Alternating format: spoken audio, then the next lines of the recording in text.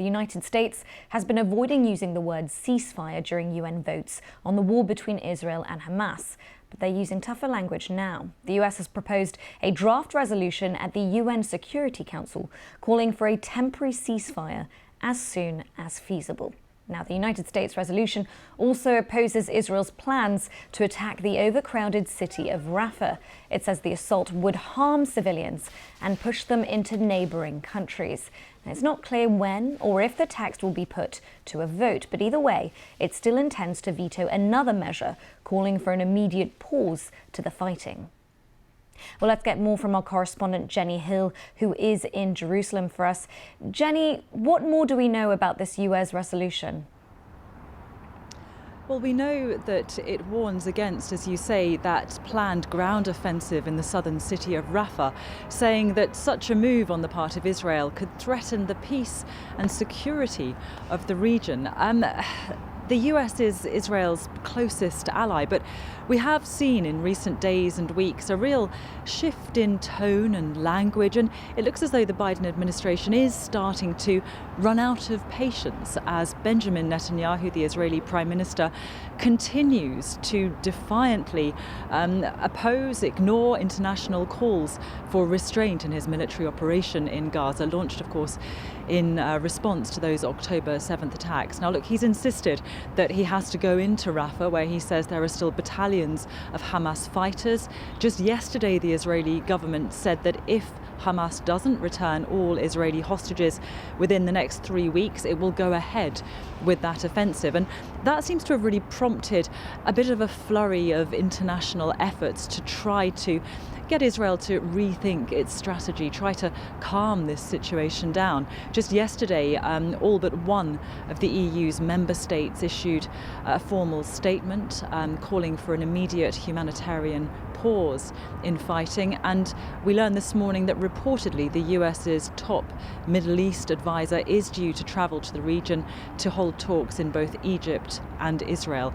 In the meantime, of course, there are more than 1 million displaced Palestinian civilians in Rafah city, living in tented accommodation in conditions which are described as really very unpleasant indeed. And all they can do is watch and wait to see what kind of deal the international community might be able to thrash out with Israel. And Jenny, that's pressure from a staunch ally. Mr. Netanyahu's also facing pressure at home, isn't he, when it comes to the economy and calls for an early election? Yeah, I mean, Mr. Netanyahu has got by, if you like, for a very long time on a reputation as the defender of Israel's security, Mr. Security. That reputation has crumbled. He is in a coalition government. He's held up, in effect, by some coalition partners who are very hardline, very right-wing. They don't want to see any kind of peace deal, really. In fact, if anything, they'd like to see all Palestinians moved out of this country. So he himself is in a pretty precarious position politically, and that is why I think it's one of the reasons, certainly, that we see him taking such a defiant stance. You know, just yesterday here in Jerusalem, there were protests, women protesting about the Israeli government's approach to trying to get its hostages home. So yeah, he faces an uneasy situation here, but it's the international pressure now which I think will claim his attention. Right, Jenny, thank you so much for that. Well, speaking of international pressure, meanwhile, at the International Court of Justice, it's on its second day of public hearings to decide the legality of Israel's occupation of Palestinian territories. Now, South Africa and Saudi Arabia are among the countries to address it.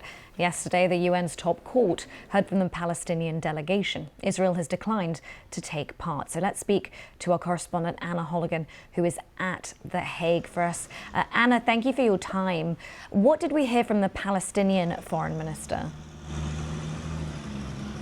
Well, there were some emotional testimonies yesterday. We heard from the Palestinian Authority's representative to the UN. His voice was breaking as he asked the judges here, what does international justice mean to the children of Gaza today? It hasn't protected their lives or limbs, their hopes or homes. We also heard from the international lawyer Philippe Sands, who said the Great Hall inside the Peace Palace, home to the International Court of Justice, was not starry-eyed about the potential for international justice, and yet he said this is all we have. And he told me after the hearing that he believes an advisory opinion from this court, the UN's highest court, could help to set the parameters for a negotiated settlement in the future. And Anna, given that Israel has rejected the court's jurisdiction on the matter, what can the Palestinians truly hope for here? You're absolutely right. Israel has rejected this court's jurisdiction over its occupation of the West Bank, and yet it has submitted a 5-page document in which it says it believes this case is harmful to efforts to achieve a peaceful resolution because the question posed by the UN General Assembly is actually prejudice. However, over the next 5 days, 6 days in total, a record 51 countries taking part, we'll start to get some insight into how different countries' positions may be shifting in line with or in response to what's happening in Gaza, in Rafah today. And then it will probably take about 6 months for this court to issue its advisory opinion. These advisory opinions are not legally binding, but they do carry a huge amount of political weight, so could indeed have some influence over the future trajectory of this conflict.